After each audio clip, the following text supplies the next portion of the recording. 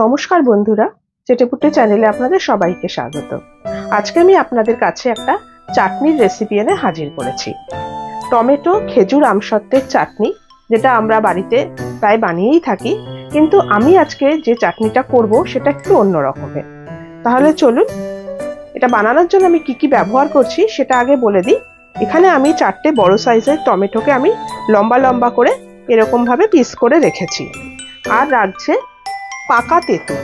পাকা তেঁতুলটাকে আমি ভিজিয়ে রেখেছিলাম, যেটাকে আমি কাঠ বার করে এরকম ভাবে রেখে দিয়েছি। আমি একটু পুরনো তেঁতুল ইউজ করেছি, যেটা শরীরের জন্য খুব ভালো, হজমে খুব সাহায্য করে।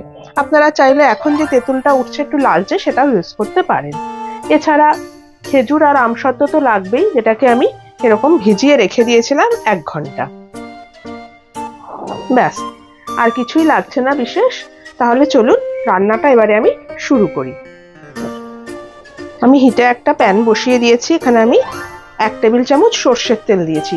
এই রান্নাটা কিন্তু সর্ষের তেলেই করবেন, বেশি ভালো লাগে। এখানে আমি দিচ্ছি এবারে একটা শুকনো লঙ্কাকে ফাটিয়ে আমি দিয়ে দিচ্ছি, আর দিচ্ছি 1/2 টিস্পুন সর্ষে। দেখুন ফোড়নটা আমার হয়ে গেছে। এবারে আমি টমেটোটা ছেড়ে দিচ্ছি।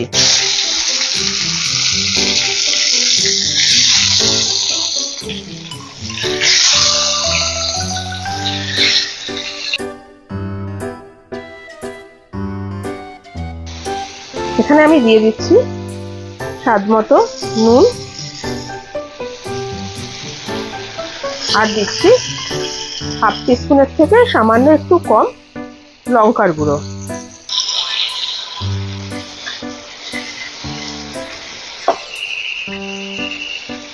এবারে আমি এখানে যে আমসত্ত্ব আর খেজুরটা আমি ভিজিয়ে রেখেছিলাম, সেটা আমি জল থেকে তুলে দিয়ে দিচ্ছি।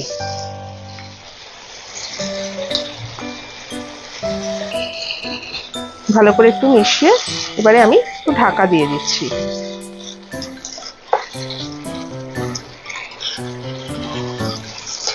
এবার আমি মিনিট 5 জন্য একটু ঢাকা দিয়ে দিচ্ছি। 5 মিনিট বাদে আমি ঢাকনাটা খুলে নিলাম। এই চাটনিটা যখন রান্না করবেন একটু নরম টমেটো ব্যবহার করবেন, খুব তাড়াতাড়ি কিন্তু হয়ে যাবে দেখবে। দেখুন টমেটোটা আমি অনেকটাই ম্যাশ করে দিয়েছি। এবারে আমি এখানে অ্যাড করছি চিনি। আমি এখানে 1/2 বাটি মতো ব্রাউন সুগার নিয়েছি। এই ব্রাউন সুগার আমি ইউজ করছি। যদি আপনারা ব্রাউন সুগার বা এমনি চিনি ইউজ করতে না চান, সেক্ষেত্রে আপনারা গুঁড়ো কিন্তু ব্যবহার করতে পারেন। এবারে আমি এখানে তেঁতুলের কাঠটা অ্যাড করছি।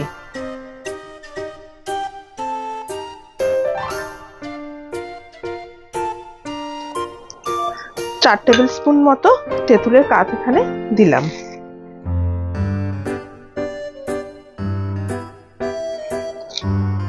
ফ্লেমটা আমি লোতে রেখেছি। এবার আমি দিচ্ছি এখানে 1/2 টিস্পুন চিলি ফ্লেক্স।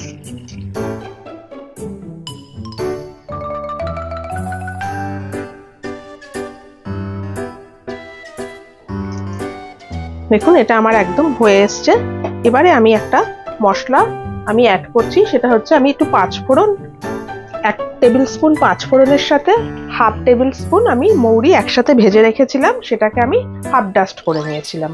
সেটাকে আমি এর ওপরে একটু ছড়িয়ে দিচ্ছি।